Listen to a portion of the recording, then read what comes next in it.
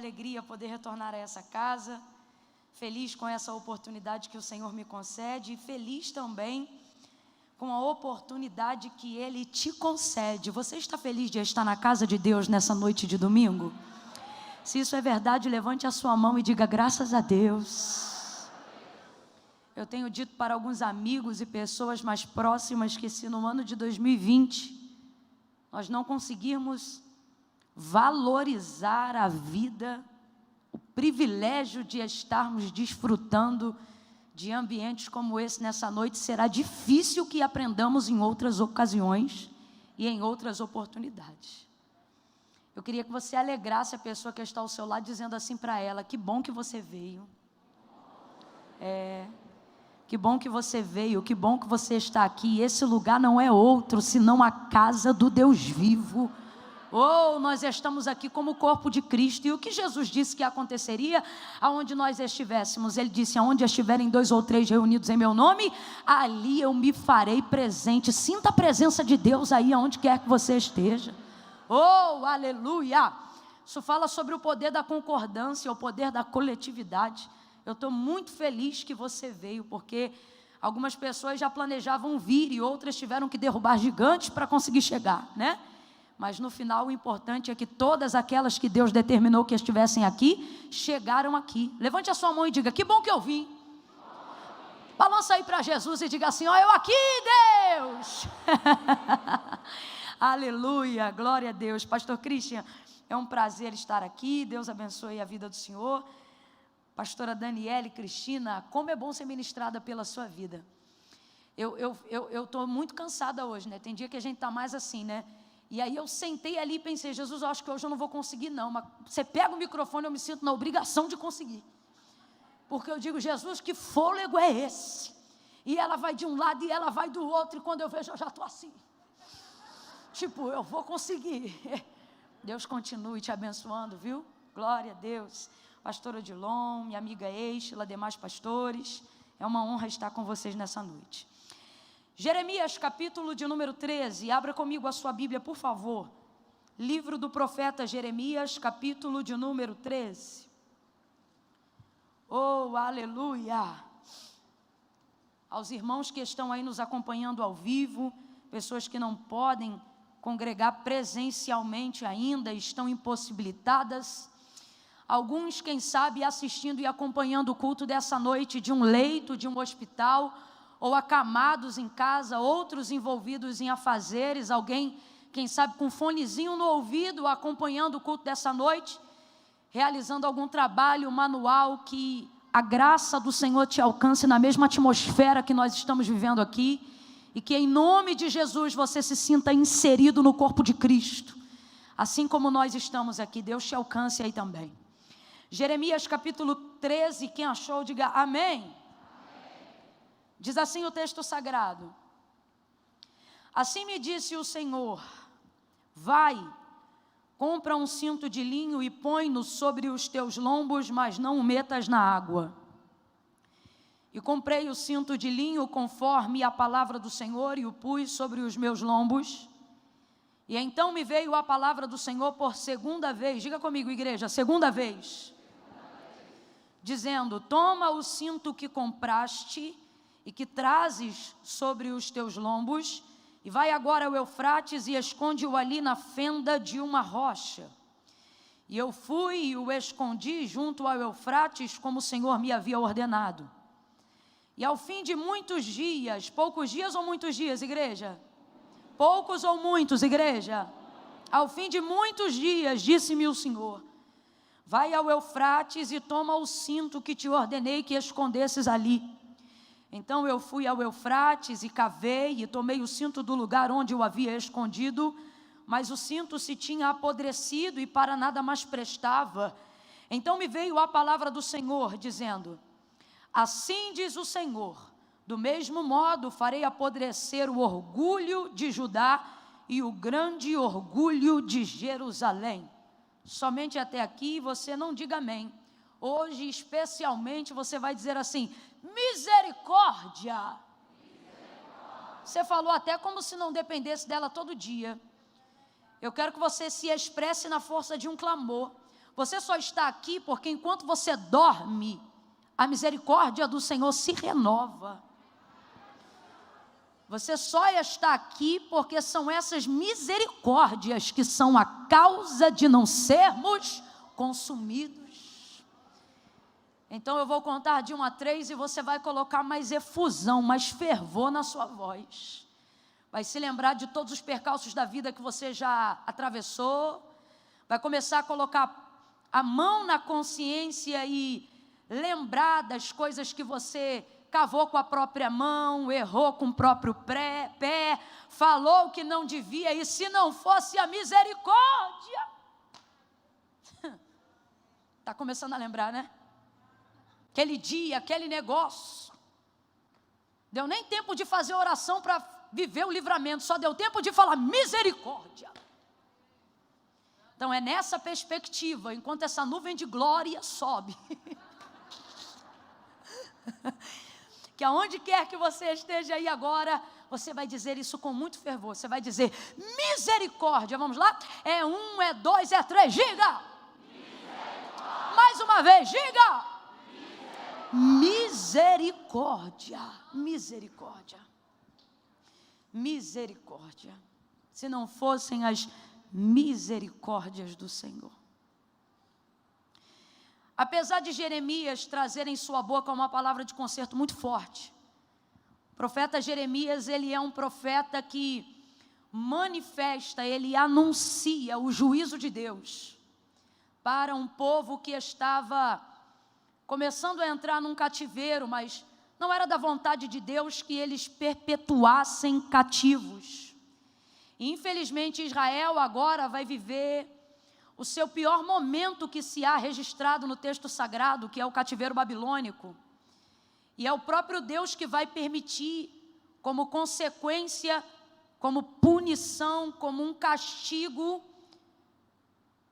que respondia a um pecado que era como uma enfermidade insarável, sabe, incurável em Israel, que era o pecado da idolatria.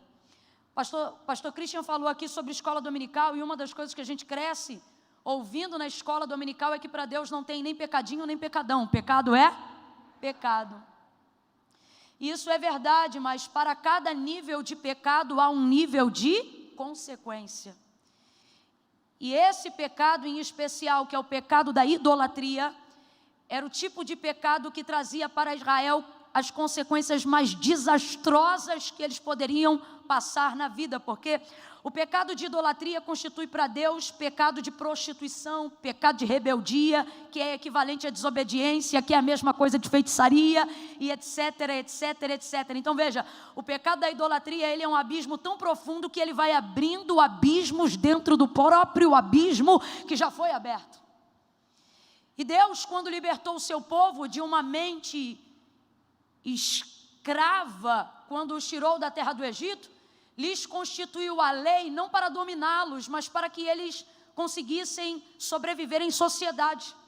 Porque uma sociedade, uma comunidade, seja de fé ou de qualquer outra coisa, ela precisa de regras para se manter harmônica.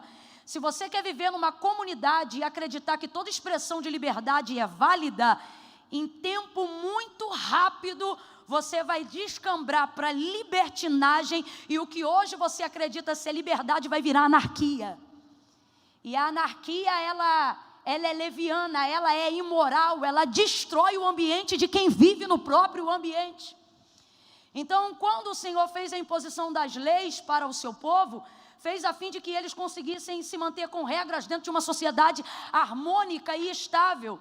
Para isto também constituiu-lhes uma adoração verdadeira e original. Deu-lhes a oportunidade de prestar um culto litúrgico ao único Deus vivo. Eu vou repetir, ao único Deus vivo. Eu vou dizer de novo, ao único Deus vivo, ao único. Quando ele abole essa mente de escravidão, Ele não está tirando apenas as algemas das mãos, as correntes dos pés. Ele não está tirando apenas as marcas das chibatas nas costas. Ele não está tirando apenas a ausência que lhe falta por não terem a dignidade de um salário. Ele está lhes restituindo a consciência de um indivíduo que merece respeito e também tem a oportunidade de dignificar aquilo que está à sua volta. Então, para isso, ele entrega as leis e entrega também uma libertação mental, que é a consciência de que não há outro Deus como o nosso Deus, e de que os ídolos constituídos por mãos de homens não devem ser adorados, não porque Deus tenha necessidade de se autoafirmar como Deus. Quando Deus determina que Israel deve adorá-lo e institui entre as leis um mandamento que diz: adorarás o Senhor teu Deus com todo o teu coração, com toda a tua força, de toda a tua alma, com todo o teu entendimento, e somente a Ele servirá. Preste muita atenção, Deus não está fazendo isso porque quer ser autoafirmado como Deus diante de um povo que Ele libertou. Deus não está pagando a confiança da libertação de Israel pedindo a sua adoração. Deus não está subornando Israel com a adoração. Deus está libertando a sua consciência de maneira tal tremenda para que eles tenham a consciência de uma verdade absoluta. Primeira, só há um Deus e um Senhor. Segunda, Ele é o único que deve ser adorado, não apenas porque liberta, mas porque Ele é o Senhor. Terceira, e essa é uma das que fundamentam, uma das características principais do nosso Deus: por não ter necessidade de se autoafirmar como Deus, fica então provado que Ele não depende da nossa adoração para absolutamente nada. Com todo carinho e respeito que essa pessoa merece, só para me ajudar de forma didática a ela aprender, olhe para ela com carinho, com respeito, mas diga essa verdade, diga: Deus não precisa da sua adoração para nada.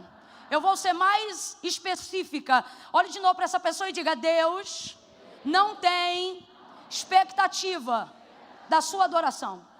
Sim, é isso mesmo que você acabou de falar. Deus não fica sentado esperando que você o adore para se sentir mais Deus, para se sentir mais Senhor. Se você adora, Ele é Deus. Se você não adora, Ele continua sendo Deus. Se você o ama, Ele é o Senhor. Se você não ama, Ele continua sendo o dono do amor. Ele é a manifestação viva daquilo que Ele diz, daquilo que Ele faz, daquilo que Ele é.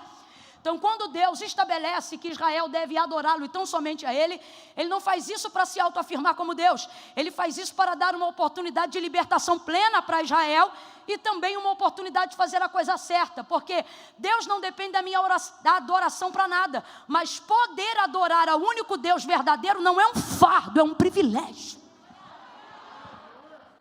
Porque nem todos podem adorá-lo.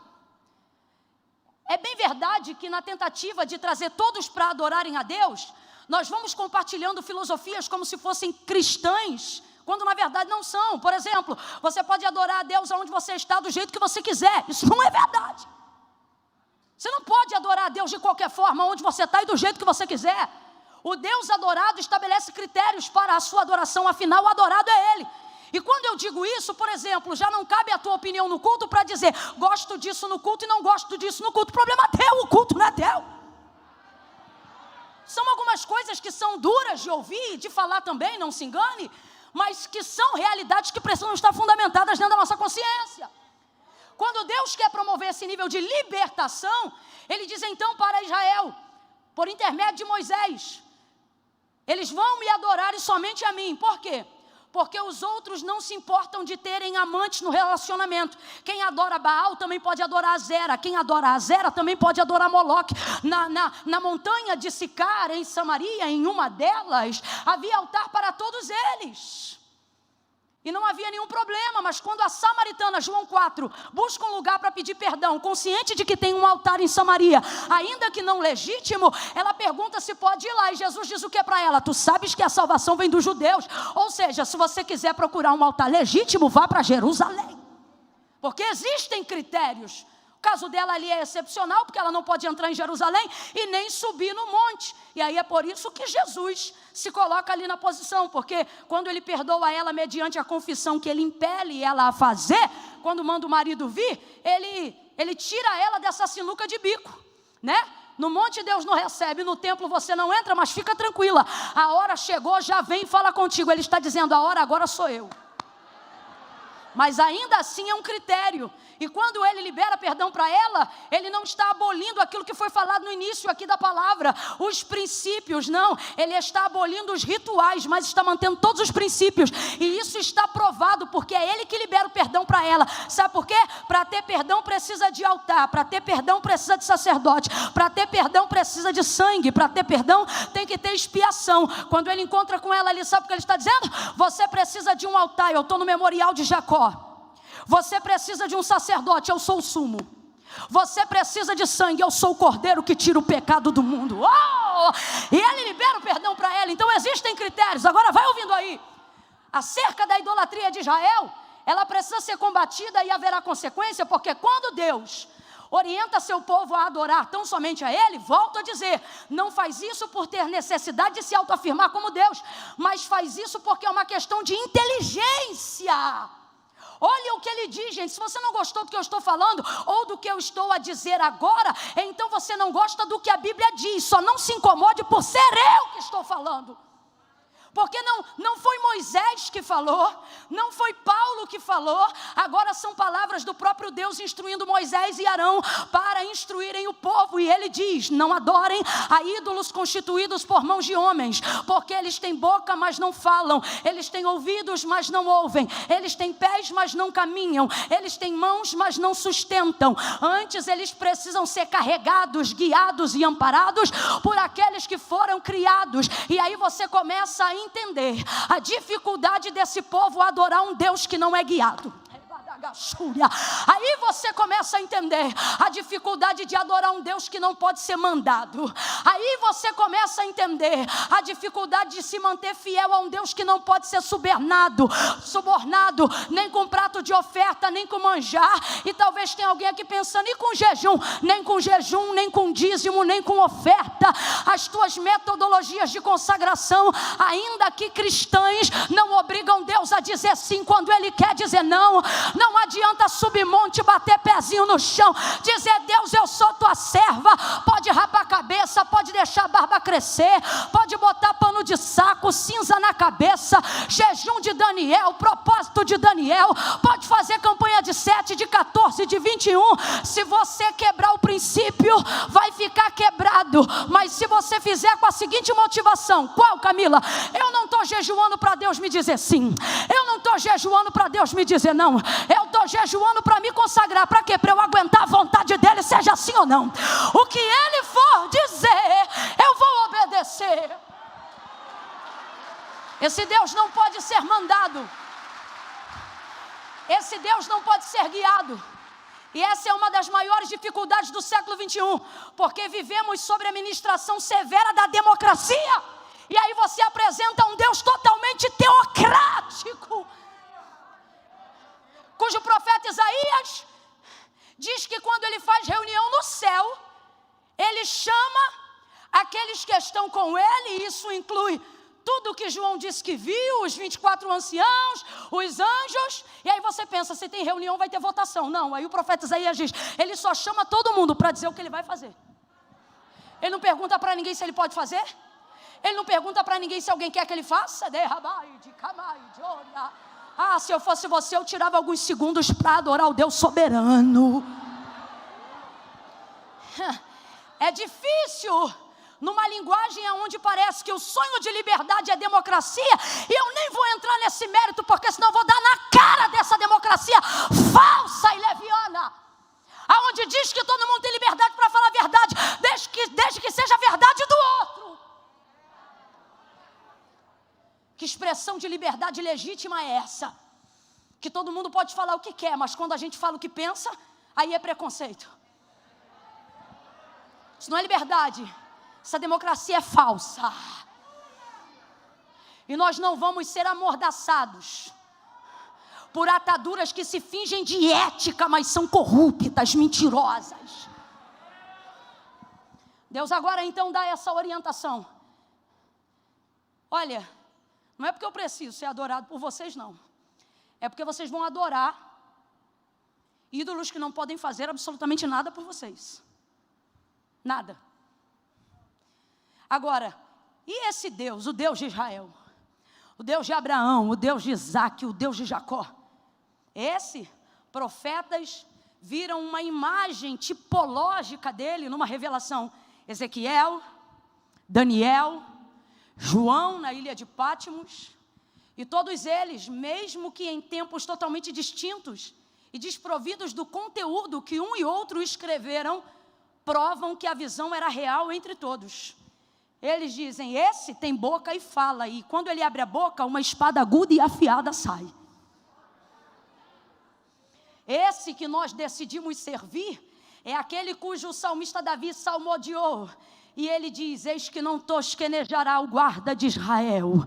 O Senhor é quem te guarda. Sabe o que a Bíblia está dizendo? Está fazendo alusão a um Deus que não tem pálpebras. Aí isso faz a gente entender a visão de Ezequiel, Daniel e João, quando diz que os seus olhos são como chama de fogo.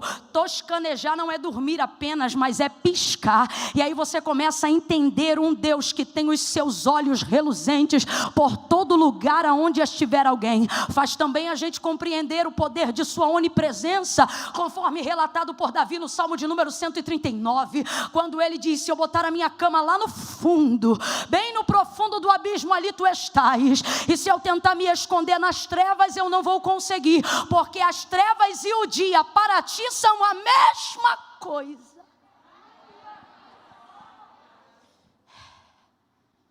E Israel vai cair no pecado da idolatria, sabe por quê? Porque as outras nações têm um Deus para o outono, um Deus para o inverno, um Deus para o verão. As outras nações conseguem ter as suas petições atendidas, não obedecendo princípios, mas entregando ofertas. E isso vai se tornando muito mais fácil. Por quê? Porque é a visão de um Deus que pode ser manipulado. E não de um Deus que estabelece governo. E dentro de uma cultura brasileira não é difícil aplicar essa mensagem, não. Porque nós que viemos de uma outra doutrinação, historicamente falando, no Brasil, vamos entender isso. Não que eu concorde, ok? Eu não apoio nenhum nível de irreverência sobre a perspectiva de nenhuma fé. Porém, vocês vão entender o que eu quero dizer. Existem ídolos constituídos por mãos de homens que, segundo a cultura que nós fomos apresentados, do mesmo jeito que Israel vai tratar. Esses ídolos que se chegarão a eles, nós também tratamos do mesmo jeito. Eu conheço gente aqui, você também conhece gente. Se você não foi essa própria gente, ou se ainda não é. Gente que tem ali o ídolo bonitinho, arrumadinho, fez o que você quer, acende uma velinha, fez o que você gostou, dá parabéns para ele, coloca uma ofertinha, agora não fez o que gostou, tranca ele na casinha. Quantas vezes eu vi minha falecida avó pegando um dos ídolos que tinha dentro da casa, e por ele não ter respondido uma oração, ela virava ele de cabeça para baixo, e eu dizia, vó, eu ia lá e consertava, ela dizia, bota de cabeça para baixo, que está de castigo. Estou falando mentira, gente? Já fui na casa de uma amiga uma vez e ao abrir a geladeira, ao invés do ídolo estar num altar, estava dentro da geladeira. Eu disse, o que é isso? Não, ele está aí porque eu dei um prazo de X dias e não deu certo. Então ele está aí. Camila, o que isso tem a ver com a nossa fé? Tem tudo a ver. Quando você vê um Deus que você quer que ele diga sim e você diz não. Aí tem um outro que chega para você e diz assim, se você me der tanto, eu te digo sim. Então se torna muito mais fácil adorar aquele que eu posso guiar e manipular. É por isso que em dado momento na vida de Jeremias, o Senhor lhe encaminha numa visão a casa do oleiro. E ele diz que enquanto ele desce, vê um vaso sendo formado e mexido pela mão do oleiro. E aí ele diz, eu via este vaso e de repente ele se deformava na mão do oleiro, e o oleiro que tipifica o Senhor, e o vaso que tipifica Israel, na visão de Jeremias, o profeta, o Senhor diz assim, olha, o Senhor diz, olha, como esse vaso é na mão do oleiro, assim sois vós, ó casa de Israel, na minha mão.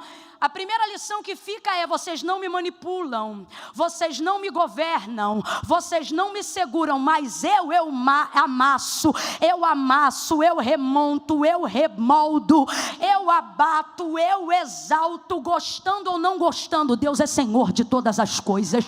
Aprovando o que Ele faz ou não faz, Ele vai continuar fazendo sem tomar conselho, porque Ele não depende da gente para nada.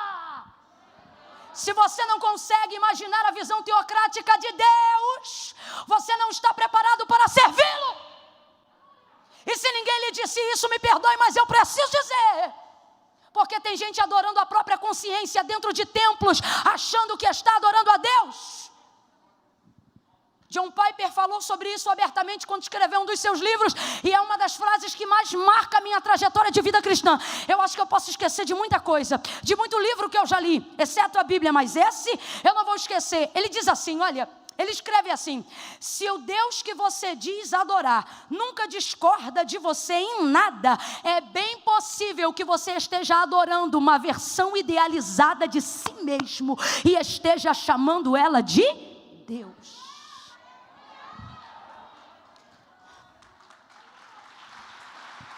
Não quer aplaudir, não aplaude não, mas se vai aplaudir, aplaude com vontade. E mistura glória a Deus e aleluia. Olha para quem está do teu lado e diga: adorar a Deus é melhor do que adorar você. Não, você ficou sem graça, mas eu não vou levar essa batata quente para casa sozinha não. Olha para quem está do teu lado e diga: adorar a Deus é melhor do que adorar você. Agora olhe de novo e diga: adorar a Deus é melhor do que ser adorado por você. Vamos adorar a Deus, gente, vamos adorar a Deus. Só Deus aguenta o peso da adoração. Pode ver, todo mundo ao longo da sua história que se permite ser adorado e idolatrado por alguém, sucumbe debaixo da própria glória. Ninguém aguenta o auge, só Deus aguenta o auge da adoração. Só Ele é o dono do querer e do efetuar. Portanto, nele, por Ele, dele, para Ele são todas as coisas. Ainda antes que houvesse dia, eu já existia, diz o Senhor, e não há quem possa escapar das minhas mãos. Operando eu, quem impedirá? Porque desde a antiguidade com o ouvido não se ouviu e nem com o olho se viu um Deus que trabalha para aqueles que nele esperam. Israel, Israel, não adore os ídolos constituídos por mãos de homens. Não adorem os ídolos constituídos pela sua consciência. Adore a Deus. Ele vai te confrontar? Vai. Camila, Deus também humilha? Se quiser, Ele humilha. Camila, pode ser que Ele me fira? Pode. Mas Ele mesmo diz: se fui eu que fiz a ferida, também sou eu que saro. Responsável, completo, pleno, perfeito. Israel, não faça isso. E aí Deus levanta o profeta Jeremias para ver se eles voltam ao arrependimento e param de inserir-se no pecado da idolatria. E Deus vai usando o profeta Jeremias com uma palavra de conserto muito forte, bem mais severa do que essa que eu estou falando aqui. Se você acha que hoje o caldo está grosso, você precisava saber o mocotó que Jeremias entregava. Eu vou lhe ser muito honesta, tem coisa que está aqui na Bíblia, no texto sagrado, que eu não tenho coragem de reproduzir aqui na tribuna. Quando ele usa, por exemplo, a forma das nações estrangeiras e dos ídolos como amante, dizendo como eles vão violentar Israel. Ele usa termos sexuais que eu não tenho coragem de reproduzir aqui, para falar sobre o nível de violência e abuso que Israel vai sofrer diante desses ídolos e diante da adoração dessas nações pagãs. E por que Deus coloca uma palavra como essa na boca de Jeremias? Essa palavra revela juízo e essa palavra manifesta um pouco de como Deus está irado. Porém, e se eu te disser que tudo isso que Deus está colocando na boca de Jeremias não é para falar do quão irado Deus está, mas é para revelar o quanto Deus os ama e está ainda disposto a perdoá-los. Há um provérbio de Salomão, e eu gosto muito dele, porque ele dá um norte muito bom para o tipo de amizade e de relação que a gente escolhe para seguir e caminhar do nosso lado. Ele diz assim, olha, fiéis são as feridas feitas pelo que ama. Vou repetir, ele diz, fiéis são as feridas feitas pelo que ama, mas os lábios de quem engana são doces. São beijos agradáveis. A pergunta do Espírito aqui hoje é, quer ser beijado falsamente ou ferido verdadeiramente? Isso fala sobre um amor que não mente para você. Isso fala sobre um amor que não te engana. Você sabia que a única maneira do diabo ser servido aqui nessa terra, com todo tipo de imundícia ou de coisas que ele pode impelir um homem a fazer, por ele pelo império das trevas, para um diabo conseguir fazer isso, um demônio, seja lá o que for, você sabia que ele precisa cegar o entendimento dessa pessoa? Não precisa nem ser espiritual. Uma pessoa com a sua sanidade e faculdade mental sã e perfeita em dia, por voluntariedade própria, não se dispõe a servir o diabo. Você sabia disso? É por isso que a obra prioritária de Satanás aqui na terra, segundo a revelação de Jesus Cristo, é esta: que o príncipe deste século lhe cegou o entendimento, para que não cheguem ao conhecimento da verdade. Agora, o que diz acerca da obra de Jesus Cristo? Mas para isto se manifestou o Filho do Homem, para desfazer as obras do diabo. E como é que ele vai desfazer as obras do diabo? Chutando o despacho na esquina? Entrando em culto satânico e chutando a porta da frente? Não, ele não usa contra o diabo as mesmas armas que o diabo usa contra o homem. Ele vai na raiz do problema. Conhecereis a verdade, e a verdade vos libertará.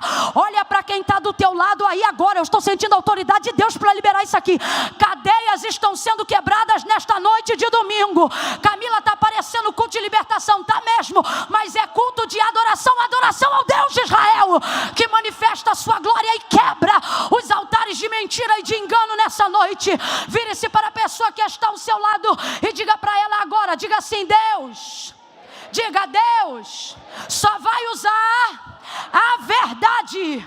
Diga, você vai ouvir a verdade, vai dar de frente com a verdade, vai viver a verdade. Agora olhe para mim, e isto será o suficiente. Não tem maldição, não tem praga, não tem mandinga, não tem cruzar de dedo, não tem obra de macumbaria, não tem feitiço, não tem satanismo. Por quê? Porque a palavra de Deus é a verdade, e se você tiver a palavra, o diabo não cega mais o teu entendimento. Conhecereis a verdade, e a verdade vos libertará. E se o Filho do Homem vos libertar com o quê? Com a verdade. Verdadeiramente sereis livres. Quem é livre, renda graças ao Senhor.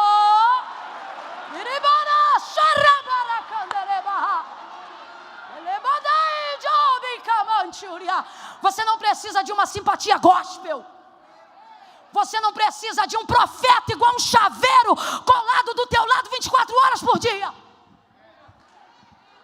Você não precisa ver uma mensagem minha seguida atrás da outra do YouTube, não precisa.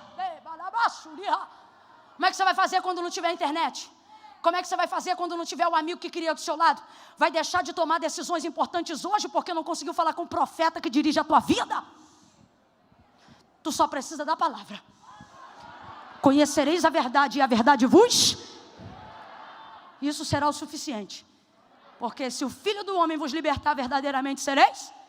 Então veja, na imposição das leis e na boca de Jeremias, não está a destruição de Israel, está a sua liberdade. Mas as pessoas acham que a liberdade só está na permissividade. Somos tendenciosos a achar que a liberdade só mora no sim.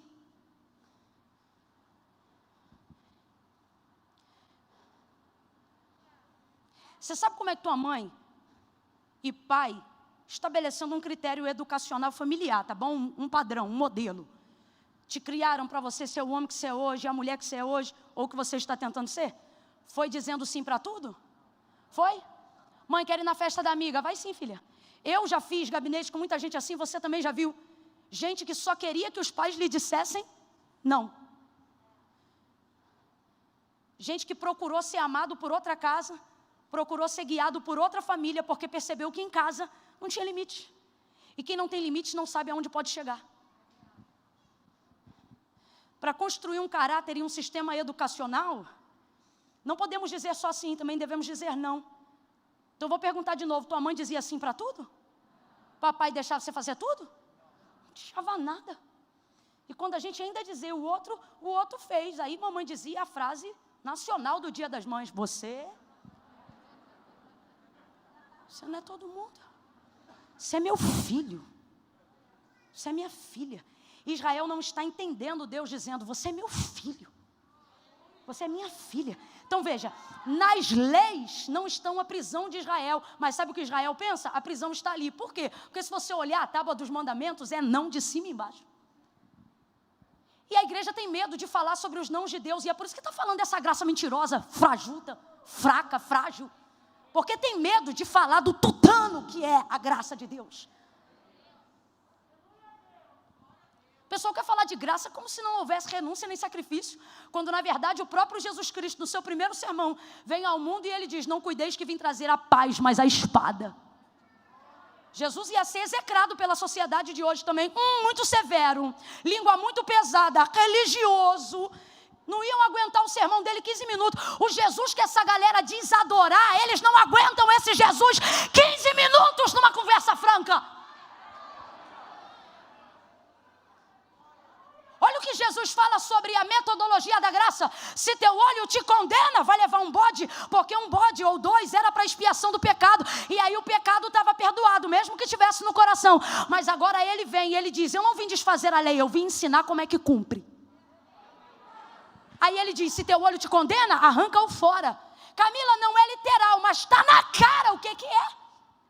Ele está dizendo, ou é intencional e é verdadeiro, ou com bode ou sem bode você vai queimar no fogo do inferno, aonde o verme não morre e o fogo não apaga. Gente, não gosta do que eu estou dizendo? Não reflita a minha autoria do que reproduzo. Está escrito ali: e disse Jesus. Vai lá para Mateus, no Sermão da Montanha. Ninguém aguentou. Depois de um tempo foi todo mundo indo embora. Essa galera que ama o Senhor, né? Esse povo que vê, né? Um milagre, ai que maravilha. Aí daqui a pouco está todo mundo indo embora, todo mundo indo embora. Jesus não tem necessidade de segurar ninguém em culto, não. Lembra quando eu falei que ele não precisa ter autoconfirmação para ser adorado? Aí ele vira para os discípulos e ao invés de dizer: peraí que o fulano vai cantar daqui a pouco, ó, não vai embora não que eu vou fazer um milagre já. É ruim, hein? Ele diz assim: e vocês não querem ir também não?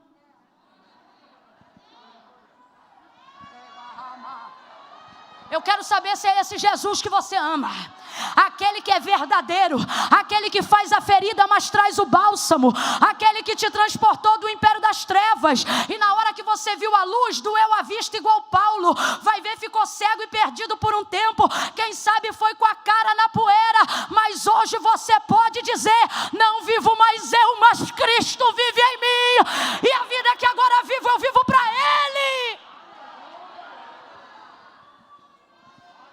Deus então, quando coloca palavras como essa na boca do profeta Jeremias, não é para revelar seu ódio, porque Deus não está manifestando seu ódio, Ele está manifestando o anúncio de um juízo, porque está irado, e esse juízo só vai ser executado caso Israel não se arrependa, porque aquele que se arrepende, aquele que confessa e deixa, alcança juízo, gente?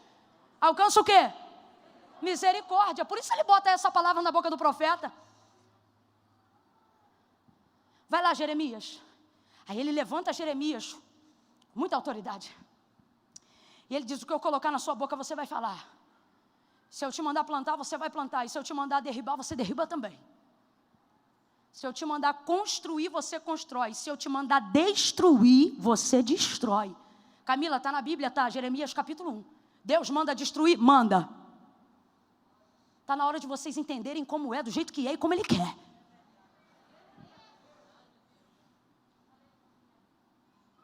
Está na hora de nós entendermos. Jeremias sai então e começa a cumprir o seu ofício profético. E agora Deus vai fazer algo difícil com Jeremias.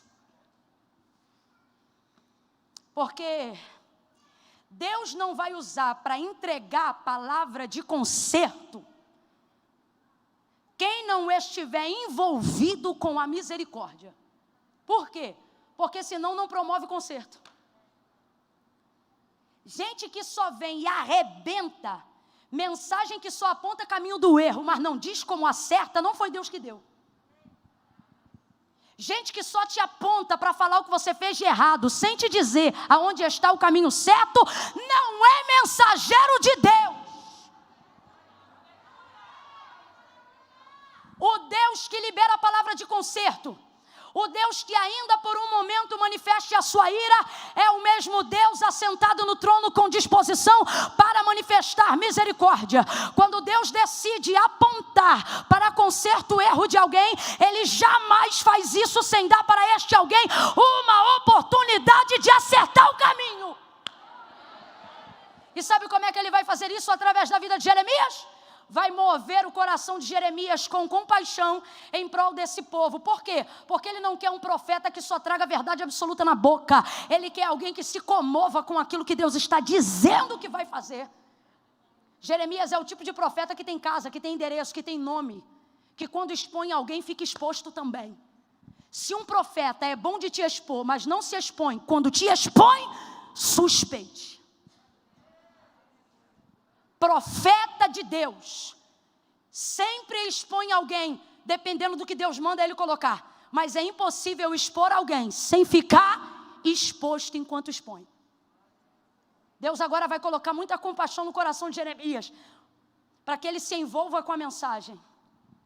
Leva mal não, mas há um tempo atrás a gente ouviu uma regrinha que não é real. E quem é pastor aqui sabe que não é real. Você aprende a administrar, você aprende a setorizar. Mas isso não é uma realidade sentimental. Pode ser uma realidade administrativa, pode ser uma realidade organizacional, mas não é uma realidade sentimental. Você sabe o quê? Gente que trabalha na igreja, vive na igreja, está aqui os pastores, a pessoa que diz assim, uma coisa é a igreja, outra coisa sou eu.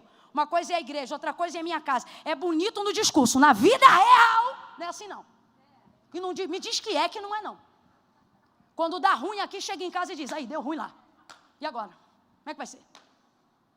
Ou você acha que fechou a porta de casa? Irmão, isso aqui não é trabalho secular não. Isso aqui é vida.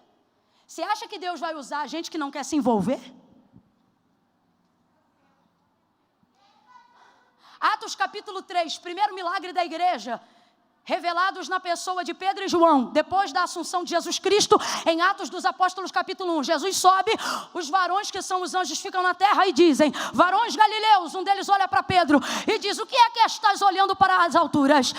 Porventura não sabeis que o mesmo Cristo que viste subir entre as nuvens, daqui a pouco, por entre elas, de igual forma, voltará. O texto diz que eles saem dali e começam a orar.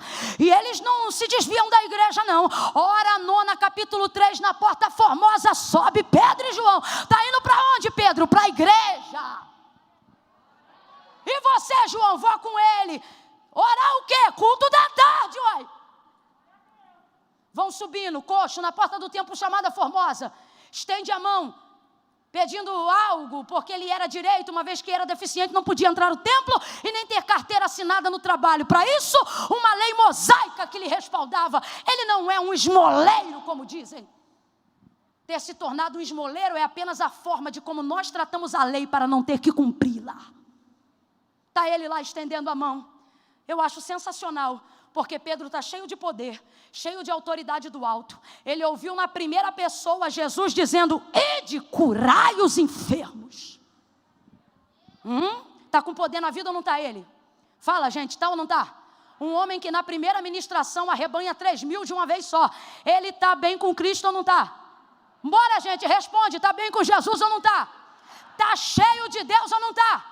Diga, está transbordando. Podia ter olhado para o homem e dito apenas o que disse até o verso 6, se não me engano. Não tenho prata nem ouro, mas o que tenho te dou. Em nome de Jesus Cristo Nazareno, levanta e anda. E aí a gente costuma pregar esse milagre dizendo assim, e o coxo levantou. Mas não é o que está escrito lá não. O que está escrito lá é isso aqui, ó. Pedro vira para ele, João está ali na concordância, e ele diz assim, não tenho prata nem ouro, mas o que tenho te dou. Em nome de Jesus Cristo, levanta e anda. Aí vem o verso seguinte, que diz assim, e Pedro, tomando-o pela mão, o levantou.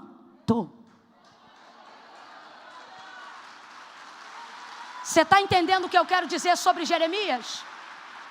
Vou falar mais rasgado e todo mundo vai entender. É mole ostentar poder, liberar a palavra e virar as costas. Eu não vou ficar para ver o que vai acontecer? É mole levantar aqui, assim diz o Senhor, e depois sumir no mapa. E a gente não vê tua cara, não vê teu nome, não sabe de onde você é. Eu sou de uma época, dirigi consagração, trabalho de manhã 7 anos, onde a secretária sentava no primeiro banco, e quando um profeta profetizava, ela escrevia o que ele profetizava. Era assim o sistema. E quando cumpria, a gente chamava o profeta, honrava ele, e dizia, está aqui tal profeta, tal dia profetizou assim, profetizou assado, está aqui a irmã que recebeu, ela disse que cumpriu, vou entregar a oferta para ele, está aqui o profeta abençoado, mora em tal... Respaldava o ministério do camarada. Agora, acontecia o inverso também. Disse o quê? Falou, deu prazo? Deu. Falou em quantos dias? Em tal dia. Falou o que era? Falou. E aí, cadê ele? Aí lia lá na reunião da ata. Ficava escrito naquele livrinho preto. A gente lia, e aí o profeta tal, cumpriu? Não cumpriu. Sabe quando é que o camarada voltava de novo? Porque ele sabia que na casa tinha um livro.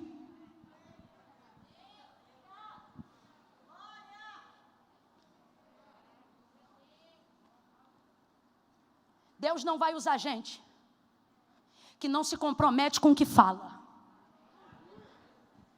Deus não vai entregar unção, poder e autoridade para gente que não se comove. Você sabe qual era a principal motivação de Jesus em fazer milagres? Não era porque era o Filho de Deus. O texto diz em João, é porque o coração dele se movia de compaixão. Quer ter poder para fazer milagres? Comece a pedir ao Senhor que antes de te dar poder, comece a te dar compaixão. Para Deus colocar Jeremias do jeito que Ele quer, para usar ele, para ver se haverá arrependimento, Deus envolve ele. Como é que Deus envolve ele? Do jeito mais difícil que Deus pode envolver um homem. Como? Mandando ele investir naquilo que Deus não quer pagar. Desse jeito.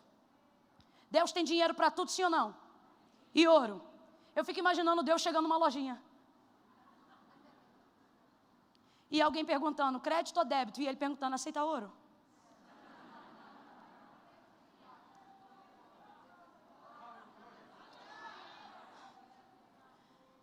Eu fico imaginando alguém perguntando para Deus, e aí, vai ser no cartão? E ele diz, como você quiser, pode ser no cartão, pode ser em dólar, pode ser em euro, pode ser em libra, pode ser em real, pode ser no que você quiser. Ageu, minha é a prata, meu é o ouro. Do Senhor é a terra, a sua plenitude, o mundo e tudo que nele habita. Deus tem dinheiro para comprar tudo o que manda Jeremias comprar, mas ele não compra nada. Ele diz, Jeremias, vai lá e compra. O tempo todo. O capítulo 13 é apenas uma retratação de um dos investimentos que Deus manda Jeremias fazer. Só que tem uma coisa complicada que acontece aqui. E aqui já é um miolo para caminhar para o fim. Então redobra a atenção. Se ajeita nessa cadeira, vai. Respira fundo, descomprime o diafragma. Vai, menino, me obedece. Vai que vai dar certo. Dá uma ajeitada aí. É muita informação. Ai, Camila, minha mente já está desbaratada. Tu viu 2h30 do Vingadores Ultimato. Tu dormia, acordava e voltava. Aí agora está aqui sendo injetado. E não vai aguentar? Olha para o teu irmão e diz, aguenta sim.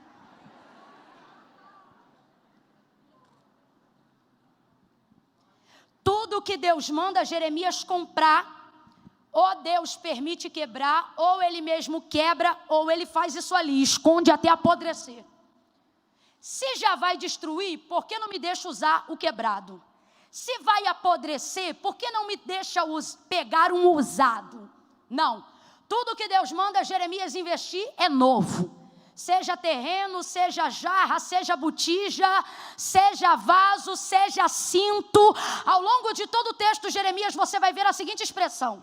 E disse Deus, vai e compra.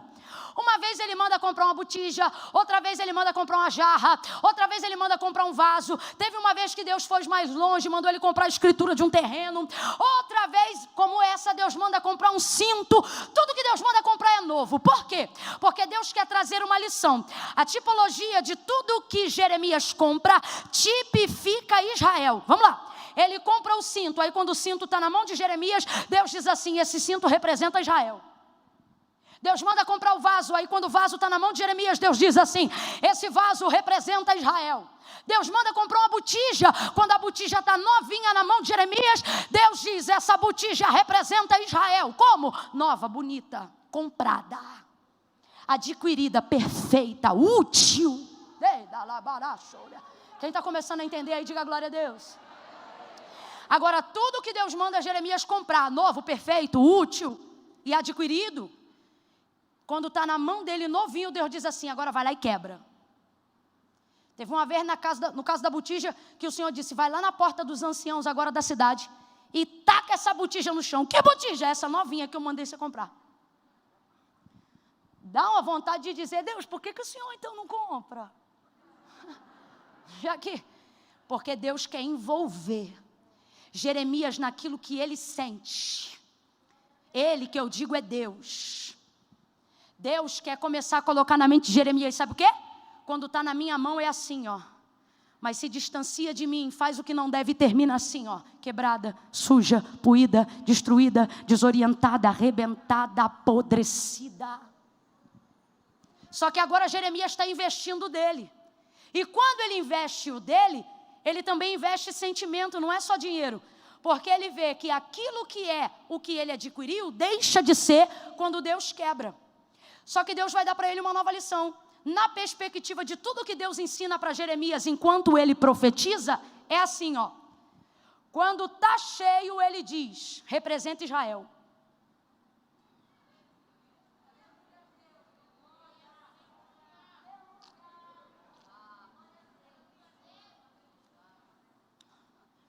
E quando esvazia, ele diz, ainda assim é Israel. Quando está de pé é Israel, quando está caído é? Quando está inteiro é Israel, quando está quebrado é? Deus está dizendo, veja uma coisa, Jeremias. Como ela está, não muda para mim quem ela, só muda como ela está. Aí Jeremias começa a entender, porque que mesmo não se arrependendo, eu continuo dizendo, profetiza. Aí Jeremias entende, porque que mesmo errando, eu continuo dizendo, anuncia a minha palavra. Jeremias vai se envolvendo de tal forma que tudo que Deus coloca na boca dele, ele avisa, ele fala. Parece que eu vejo Jeremias se envolvendo com a ira de Deus.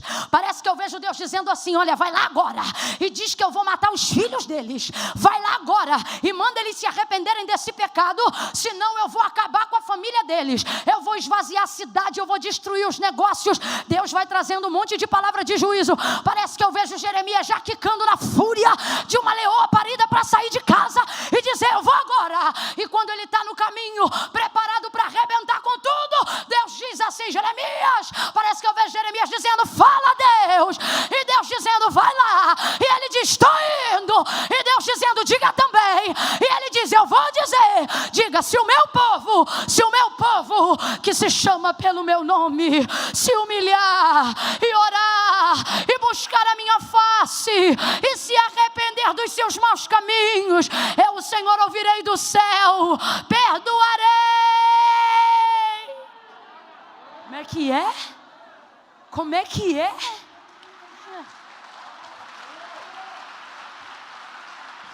O Senhor está aqui me mandando investir. Eu estou aqui expondo minha vida, meu nome, minha reputação, meu pão. O sacerdote quer comer meu fígado. E agora o Senhor está dizendo que se eles se arrependerem. Jeremias, sabe por quê? Porque eu investi muito. E assim como você não gostaria de perder seu investimento, eu também não vou perder o meu, porque Israel é o meu testemunho. Camilo, o que você está querendo dizer com isso? Para quem não sabe quanto foi investido em alguém, descartar é coisa fácil. Quebrou, joga fora. Você vê obreiro que cai dentro da igreja, quem não é da igreja diz assim, são sem vergonha, tem que desligar e colocar na rua. Mas quando a igreja lembra que deu a primeira gravata, quando o pastor lembra que colocou um camarada para submergir as águas batismais, quando a gente lembra que ele largou cocaína, o erro que ele fez depois, não deixa de ser erro, mas a gente lembra de tudo que investiu. E ao invés de descartar, a gente diz, vou investir de novo.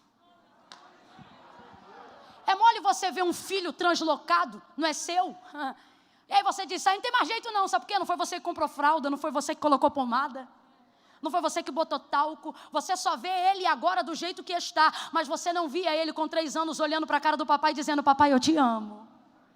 Só que tudo isso está no coração do papai, tudo isso está no coração da vovó, tudo isso está no coração do pastor, tudo isso está no coração de uma esposa, que você olha hoje e diz, esse marido não é para ela, mas era ele que chamava de amor, e é por ele que ela está há mais de 10 anos, de joelho dobrado, dizendo, Deus eu creio, Deus eu creio, Deus eu creio. Alguém diz, ei, não vale a pena, é melhor desistir. Só que Deus está dizendo, ei, você só vai desistir se não tiver consciência do quanto investiu até aqui. Eu estou sentindo um temor de Deus aqui. Gente que entrou com a promissória para colocar no altar de Deus e dizia assim, Deus está na tua mão. Deus está dizendo, na minha não, na nossa, porque eu libero a palavra e tu profetiza. Eu libero a palavra e você ministra. Você não vai desistir. Olha para quem está do teu lado e diga, você investiu demais. Você investiu demais. Enquanto o nego ia para a balada, você ia para a consagração. Ah, Camila, eu não quero mais saber de ministério, mas o ministério ainda quer saber de você. Porque enquanto os outros iam para a festa de 15 anos, tu ia para a vigília adorar Jesus. Você investiu demais para desistir do que Deus colocou na tua mão agora. Tem gente aqui que tem 20 anos de casamento. Aí agora deu crise, vai mandar embora. O que você vai fazer com esses 15 anos de oração clamando por essa vida? Aí não aguento, eu falo rasgado porque me irrita. Tô careca eu não fico. Tô cabeluda de ver. Mulher em círculo de oração, na igreja, fazendo campanha. Eu digo isso porque elas são a maioria até numa questão quantitativa, né? São 4 mulheres para cada um homem. Não que um tenha que ter as 4. É uma estatística. Vem para a igreja, ora, busca, jejua. Irmã, está fazendo o que aqui? Quantas vezes eu e minha mãe abraçava a campanha de oração em consagração. Libertação do vício, da cocaína, disso e daquilo. Emendava em oração. Teve campanha que a gente fez de 2 anos. Esses dias eu conheci uma irmã que estava fazendo campanha há 14 anos. Aí eu não aguento. Você acha que essas orações vão para onde? Não, me explica que eu quero entender como é que essa tua mente funciona. Essas orações de tudo que você pediu, que você orou, que você fala, essa pessoa que é alvo constante da sua súplica, você acha que no céu tem o quê? Tipo um lixão? E não, isso aqui vai para... Você acha que é isso que Deus faz com as suas orações? Oração é coisa tão séria que quando a gente se posiciona a orar, o Espírito Santo posiciona do lado. Para garantir que ela vai ser tão bem feita a ponto de não poder ser negada. Aí olha o que me aborrece. Vem uma irmã e ora 20 anos por um homem. 20 anos orando por um homem. Aí um dia da crise, cansei. Camila, mandei o homem embora. Eu fico só olhando. Eu digo, mandou? Tá bom. Não dá um ano. O que outrora eu chamava de sem vergonha, vai para a igreja. Vai ouvindo. Entrega a vida para Jesus. Aqui orava, fica translocada. Chega a novinha que está na casa de Deus, dizendo, Deus, eu quero um. Não, vai ouvindo. Aí vem alguém que não orou por ele nem um ano, nem um minuto. E colhe um homem abençoado, restaurado, livre dos vícios que são resultados de oração de uma vida. De alguém que não teve noção do quanto investiu e desistiu no final. Não, para pensar. Você acha que foi quem chegou agora? Que orou para essa pessoa estar desse jeito? Não. Às vezes ela foi obrigada a ser colhida por outra, porque quem semeou saiu do terreno. Ah, não. Se tem mulher na casa, olha para quem está do lado e diz, lá em casa não.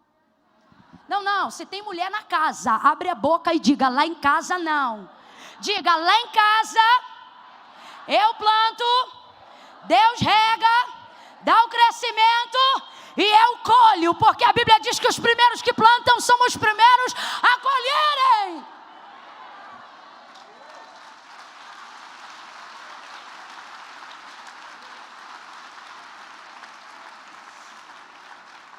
Numa dessas ocasiões, então, Deus diz, Jeremias, vai lá e compra de novo, mais um.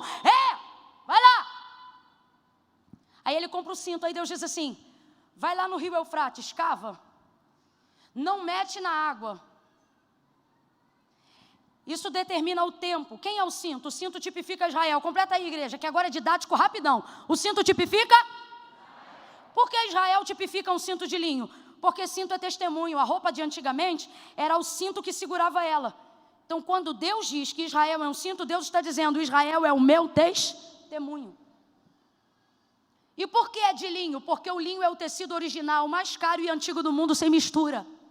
Você não precisa confeccionar o linho com outras coisas. O linho é uma planta que nasce e pode ser tecido originalmente e naturalmente. Terceiro e último motivo, ele é originalmente engomado. O que é goma? Aquele pozinho que a gente comprava para botar na roupa. Os irmãos aí que são, né? Você deixava de molho e depois passava o vinco naquela calça. Lembra os irmãos da Marinha? Tinha que botar goma. O linho colhido, original, ele não precisa de goma. Ele já é engomado. A goma tipificava a presença de Deus sobre Israel, invisível, porém real.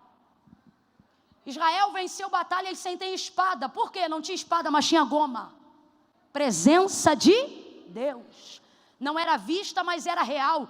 A coisa era tão séria acerca da presença de Deus sobre Israel, que quando Davi já era rei sobre todas as tribos e comandava o exército, ele não ousava sair à batalha sem saber se a presença de Deus ia adiante dele. Houve uma vez contra os amalequitas que ele disse, Senhor, eu devo ir à peleja contra eles? E o Senhor disse, deve, e eu vou contigo. E para que tu saibas que eu vou contigo, fica ligado, quando tu ouvires um barulho de marcha por entre a copa das amoreiras, é porque eu, o Senhor, já fui adiante de ti para dar vitória ao meu povo. Quando você chegava lá, a batalha já estava ganha. Cadê a espada? Não tem. Cadê escudo? Não precisa. A presença de Deus já foi adiante do povo.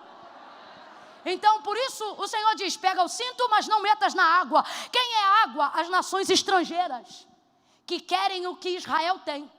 Só que se Israel dá o que tem, ela perde quem ela é. Por quê? Porque ela não tem nada. Tudo que ela tem é Deus. A água é o diluidor natural do mundo.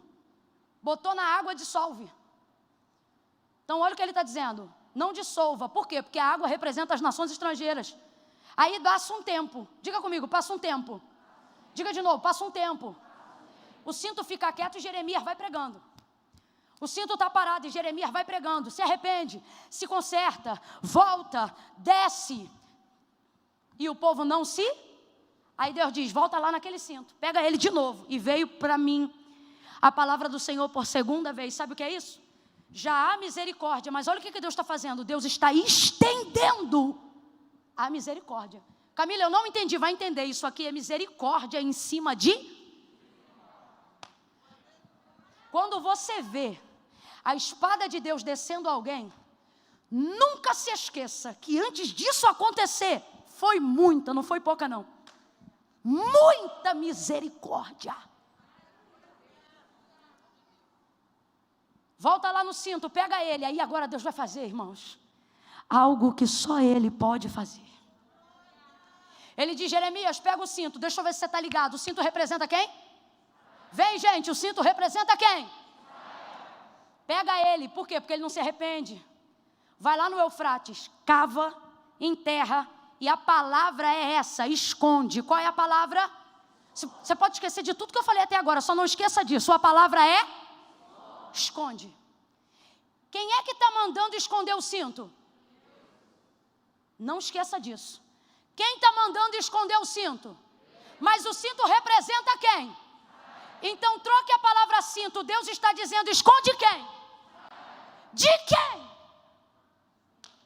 Essa é a pergunta. Deus não enviou o seu Filho unigênito para nos livrar do diabo, como muitas pessoas pensam. Porque nós não devíamos nada ao diabo. Pelo contrário, com o diabo a gente tinha era crédito. Quando você peca, você tem crédito com o diabo. Mas você fica no saldo negativo com Deus. As pessoas acreditam que a obra de Deus na humanidade, ao enviar Cristo, foi para livrá-las do diabo. Não. A obra do amor de Deus revelada em Cristo na humanidade foi para nos livrar de Deus. Porque nós pecamos contra, nós iramos Estávamos destituídos da glória de... E ele é o juiz, não é o diabo. Então olha isso. Jesus Cristo é a revelação perfeita de como Deus cria uma estratégia para nos livrar dele mesmo. Tão grande é o seu amor. Está acompanhando? Quem está acompanhando, diga amém. Agora vamos lá. Israel está numa condição semelhante à nossa antes de Jesus Cristo. Só que Deus vai criar uma estratégia. E agora, compreendendo isso, responda se você está alcançando o raciocínio. Deus está mandando Jeremias esconder o cinto de linho que tipifica Israel para proteger Israel de quem, gente? Dele mesmo. Camila, e Deus faz isso direto. Pergunta para essa mãe que tem um filho todo errado em casa, se esse menino ou se essa menina já não tinha tudo para ter morrido. Só que Deus respeita, entre aspas, para a gente entender. Deus tem consideração por ele ou por ela. E o menino está todo errado, a menina está toda errada. E Deus não tem compromisso com quem anda todo errado, não. Só que aí tem alguém que está certo diante de Deus. E dobra o joelho e diz assim: Deus, ele não vale nada mesmo, não. Mas eu estou aqui te clamando. Eu estou aqui te buscando. Livra ele, livra ela. Guarda do perigo e do mal. Livra, Senhor. Ouça isso. Deus seleciona o próprio Jeremias, que está com o cinto, que é o mensageiro de Israel, e diz: esconde. Camila, é possível isso? Quando é Deus que manda esconder, é possível. Se tentar se esconder sozinho, não se esconde. Salmo 139. Mas se é Deus que diz esconde, ele esconde. Por que Deus está fazendo isso? Porque Deus quer estender misericórdia. Quando Deus quer estender misericórdia sobre a vida de alguém, Deus tira essa pessoa da vista. Vou trazer aqui para você entender. É como se Deus dissesse assim: Jeremias, tira Israel dos meus olhos, porque eu estou tão irado com ela, que se ela aparecer diante de mim agora, eu vou consumi-los na ira do meu furor. Então Deus, eu faço o quê? Esconde o cinto. Isso é profético. Deus está dizendo: intercede por Israel. Tem gente na tua casa e você sabe disso, que se a ira de Deus se manifestasse, tal pessoa seria a primeira a ser consumida. Mas ao invés de apontar, Deus está dizendo: ei, como profeta, como sacerdote, você pode execrar, mas escolha clamar por misericórdia. Escolha pedir a Deus piedade. É o próprio Deus que diz: esconde. Camila, mas eu vou esconder dele mesmo? Vai. Ele é tão bom que ele faz essas coisas. Esconde na fenda de uma rocha. Como é que eu escondo na fenda da rocha? Lembra? Quando fala fenda da rocha, eu já me lembro logo. Moisés disse: eu quero te ver. Deus disse: Moisés, o homem não pode me ver e continuar vivo, mas eu quero te ver. Então faz o seguinte: se esconde ali na fenda daquela... Moisés não está em pecado, não. A vontade de Moisés é ver Deus. E não tem homem mais santo para ver Deus naquela ocasião do que Moisés. Só que se ver Deus, vai morrer. Aí o que Deus faz? Vou dar um jeito de você me ver e não morrer. E qual é o jeito? Eu vou te... De quem?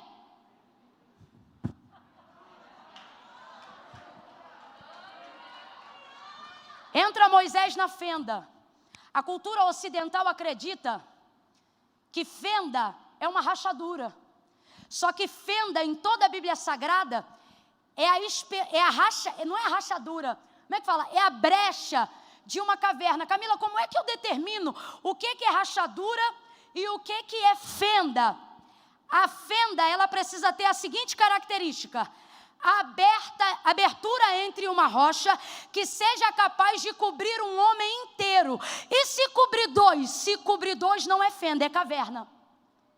Então por que ele diz fenda?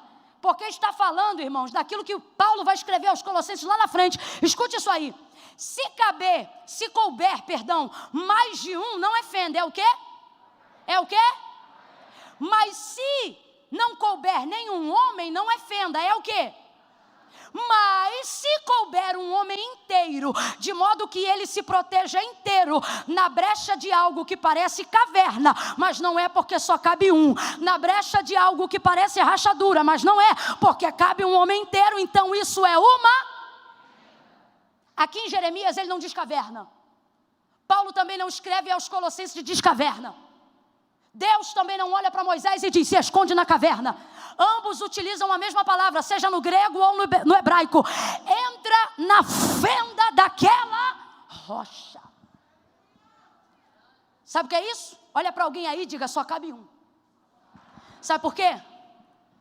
Perdão é individual, arrependimento é individual e salvação é individual. E conserto também é individual. Deus está criando estratégias para nos livrar dele mesmo. A pergunta é, será que nós estamos nos adequando às rochas? Aí, Camila, que rocha é essa? Ô, gente, que rocha é essa?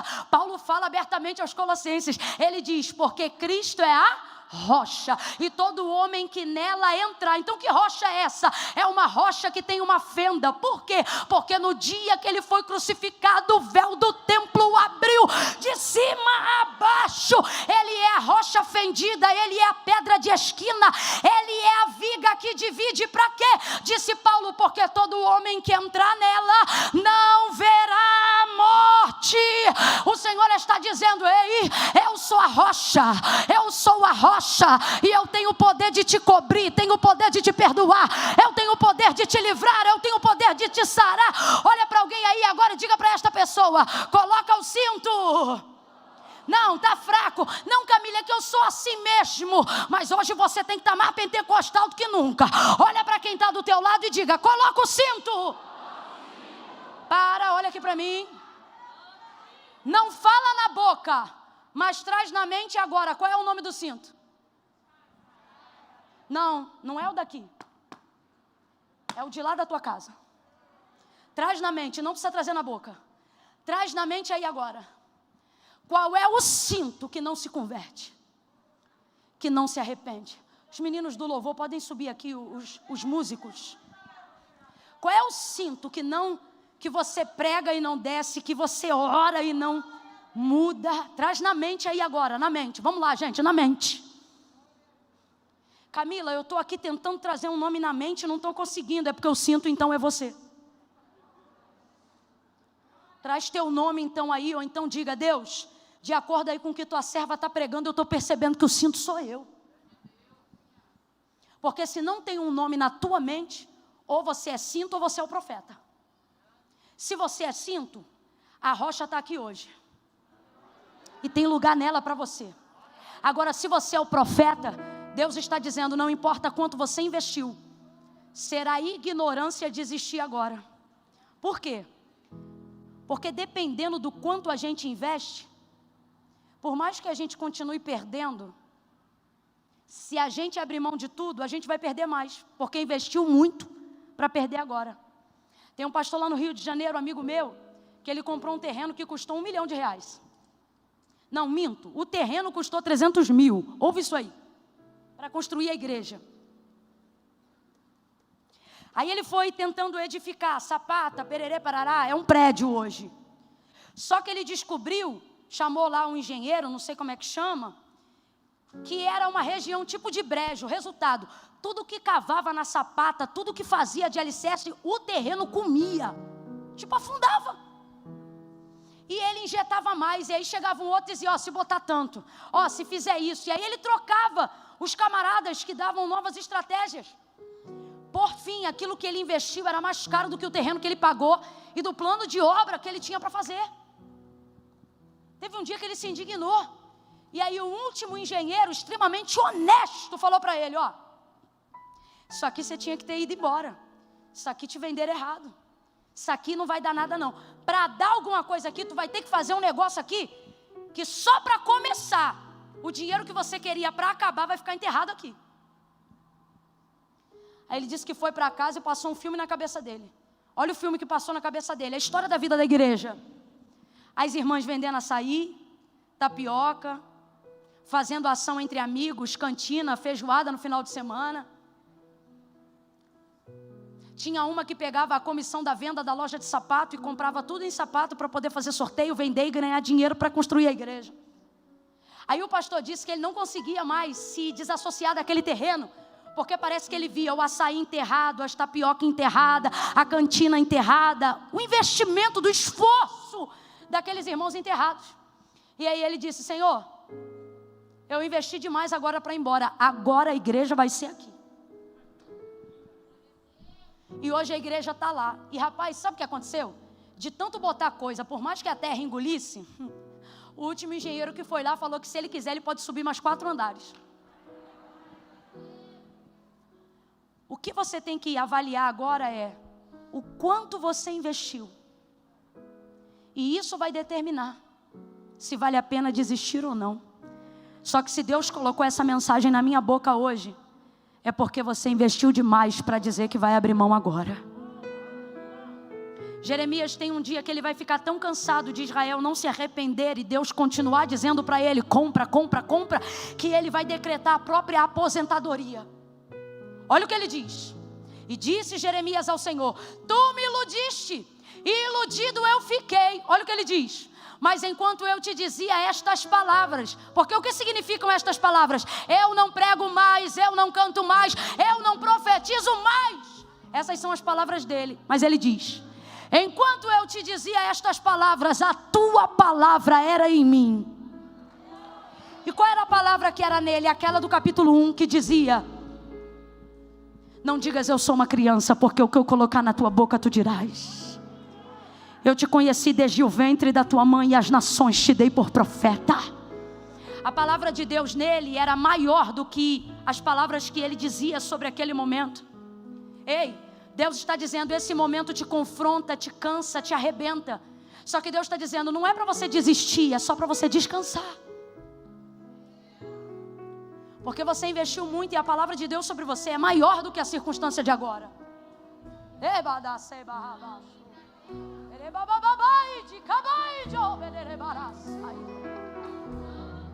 Tem gente aqui que é empresa. Deus está falando isso aqui comigo agora.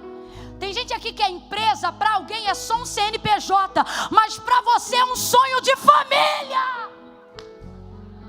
E alguém diz: desiste. Só que Deus está dizendo: não desiste não, porque você sabe que isso é mais do que um CNPJ. Mas Camila, do jeito que está, como é que eu vou fazer? O Senhor está dizendo: bota na rocha. Mas sabe qual é o nosso problema? A gente espera melhorar para botar na rocha. Só que Deus está dizendo: bota na rocha do jeito que está, e deixa que eu tiro o que não puder ficar. Camila, parece até uma boa mensagem, mas o problema é que no final você já leu: o cinto sai podre. E lembra, o cinto tipifica quem? Quem o cinto tipifica? Camila, então você está afirmando que Israel vai ficar podre? É isso que eu acho lindo. Porque tipifica Israel enquanto é cinto de linho bom, mas quando apodrece, lê o texto, Deus diz assim: Jeremias, assim como esse cinto está podre, eu também vou apodrecer. Aí ele não diz Israel, ele diz: eu vou apodrecer o orgulho de Judá e a altivez de Jerusalém. Sabe o que é isso? Deus está dizendo: ei, não avalie a condição do cinto, só coloca ele na rocha. Só entrega para Deus. Só coloca em Jesus Cristo. E Jesus Cristo está dizendo: ei, quem vai ficar podre não é o teu filho, é o orgulho dele. Quem vai ficar podre não é a tua empresa, são os corruptos que te roubaram lá. Ele está dizendo: ei, o cinto vai continuar sendo para mim quem ele é. Só que é na rocha que eu vou determinar o que ele não será mais.